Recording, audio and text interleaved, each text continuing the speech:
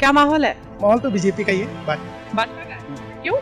रोजगार में दिया है, 5 लाख नौकरियां दी हैं। अब जो पढ़ेगा लिखेगा नहीं उसको भी नौकरी देने लगी तो ऐसा कैसे हो सकता है? आप उस काबिल बनिए, आप इतना पढ़िए कि नौकरी आपको लगता आसानी है से लोग उस काबिल अभी बने नहीं कि उनको नौकरी दी। लोग इतना नहीं पढ़ते जितना नौकरी के लिए जरूरी होता है। हमारे योगी दादाजी हैं, वो विकास के नाम पे बात ही नहीं कर रहे हैं, वो तो सिर्फ हिंदू मुस्लिम की बात कर रहे हैं। अरे आपको वोट की बात करनी है तो विकास के नाम पे बात करिए। एक हमारे देश के गृह मंत्री जी घर घर जा करके वोट मांग रहे हो तो ये कोई विकास है? विकास की होता तो घर घर जाने की जरूरत ही नहीं थी। हाँ तो जीतेगा 22 को और 24 में मोदी जी उड़ गई है जैसे सूखे पत्ते। हाँ ये देख लेना, 22 में गिरा देना है यहाँ यूपी की सरकार, क्योंकि ये घंटा खाली शंख बजाए और क्या काम मिलता नहीं, कुछ काम धाम कुछ नहीं, खाली मंदिर का ठेका यही लेंगे कि यहाँ से बोरिया बिस्तरा बंधा देना।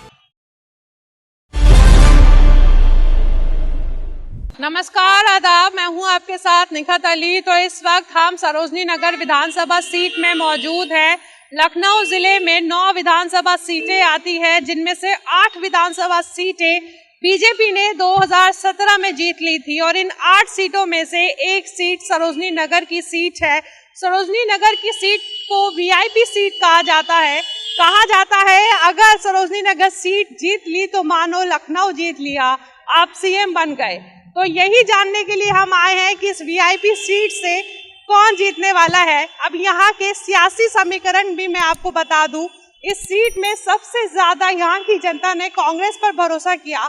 5 बार कांग्रेस को जीत दी और 2 बार बसपा को भी जिताया, 2 बार एसपी को भी जिताया। कई निर्दलीय उम्मीदवारों ने भी यहाँ से जीत हासिल की और 2017 में मोदी लहर में पहली बार बीजेपी ने यहाँ से जीत हासिल की।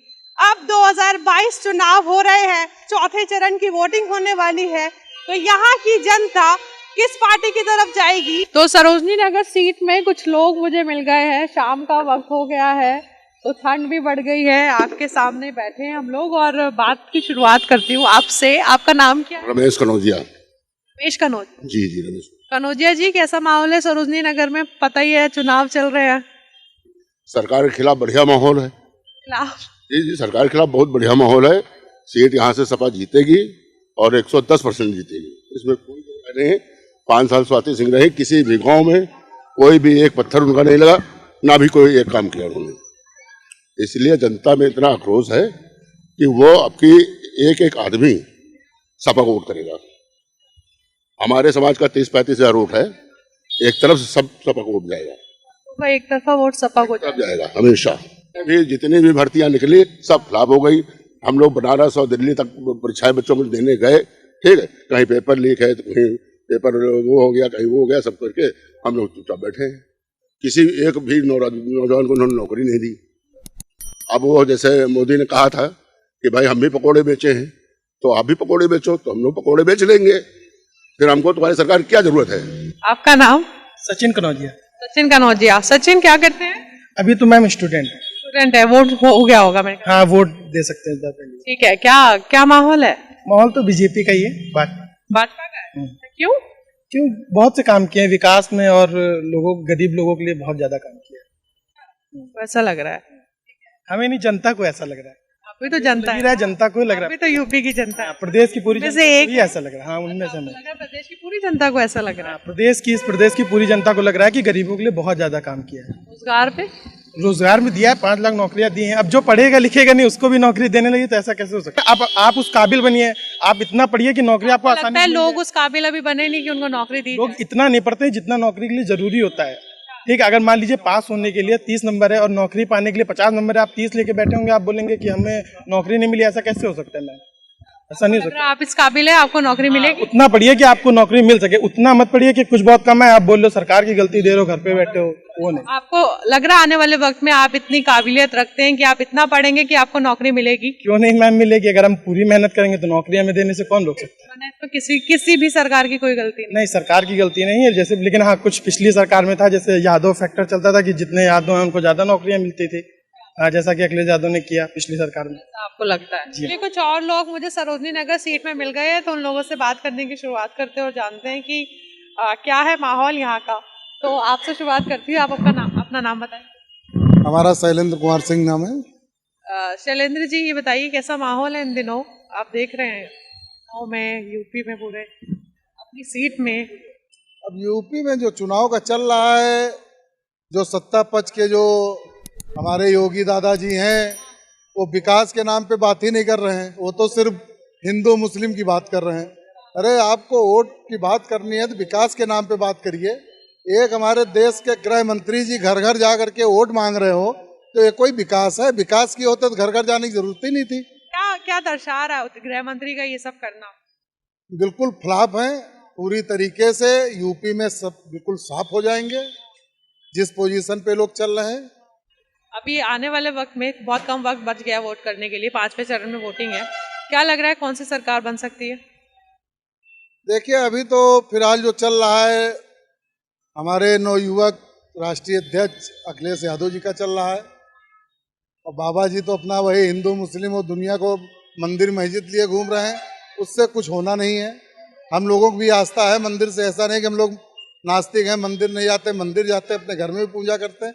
हमको खाने के लिए विकास देगा, जो हमारी नौकरी होगी, रोजगार होगा, जब हमारा पेट सही होगा तभी हमारे भजन भी होंगे।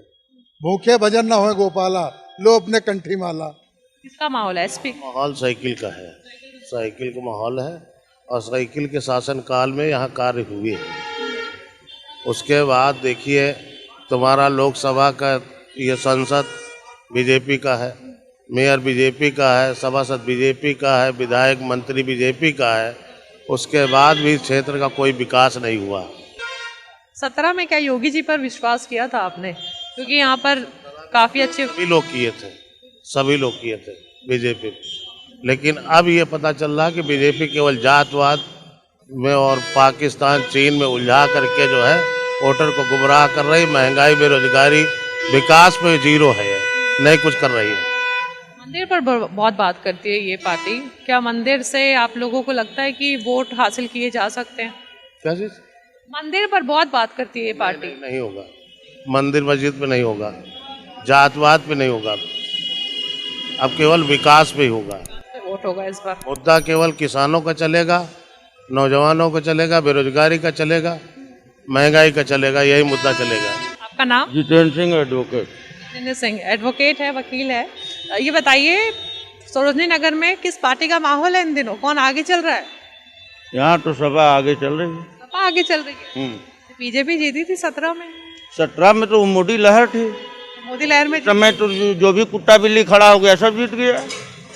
अभी तो मोदी जी है, प्रधानमंत्री है, रैली कर रहे हैं। अरे तो 5 साल लोगों ने देख लिया ना कि रोज एक्सीडेंट हो रहा है सालों से रोड पे। नाम बताइए। राम स्वरूप। राम स्वरूप यादव। हाँ। राम जी ये बताइए यहाँ सरोजनी नगर में कौन जीतेगा? यहाँ बबलू सिंह जीतेंगे पंजे के। हम लोग लोकल देंगे वोट। कांग्रेस यहाँ पर सबसे ज्यादा जीती है 5 बार। यहाँ तो जीतेगा 22 को, और 24 में मोदी जी उड़ गई है जैसे सूखे पत्ते। हाँ ये देख लेना, 22 में गिरा देना है यहाँ यूपी की सरकार, क्योंकि ये घंटा खाली शंख बजाए और क्या काम मिलता नहीं, कुछ काम धाम कुछ नहीं, खाली मंदिर का ठेका यही लेंगे। ये तो संतों को दे देना चाहिए, आम जनता को दे देना चाहिए। और सरकार किस लिए होती कि बेकारी भुखमरी दूर करे। इनको कुछ इससे मतलब नहीं, खाली हिंदू मुस्लिम लड़ा दो और वोट ले लो 80%। इस तरह काम चलेगा। 80% वोट देगा योगी सरकार। इनका अब की यहाँ से बोरिया बिस्तरा बंधा देना, बिल्कुल। कोई गुस्से में है क्या? नहीं, गुस्से में नहीं, ताइश तो ये है। तो चलिए यहाँ पर तमाम लोगों से बातचीत की। सरोजनी नगर जिसे वीआईपी सीट कहा जाता है लखनऊ की, यहाँ पर 2017 में बीजेपी ने पहली बार जीत हासिल की थी, लेकिन 2022 में कहीं ना कहीं समीकरण जो है वो बदलते हुए नजर आ रहे हैं। सबसे ज्यादा शोर जो है वो हमें समाजवादी पार्टी का नजर आ रहा है। समाजवादी की लहर जो है लग रहा है सरोजनी नगर सीट पर चल रही है। लेकिन जब चौथे चरण में चुनाव होगा 23 फरवरी को, यहाँ के लोग वोट डालने जाएंगे तो, और 10 मार्च को नतीजे आएंगे तो सारी तस्वीर जो है वो साफ हो जाएगी। फिलहाल यहाँ से मेरी इतनी रिपोर्ट है। आगे के लिए गुजारिश है कि मेरे चैनल को सब्सक्राइब कीजिए, लाइक कीजिए और शेयर कीजिए। बहुत शुक्रिया।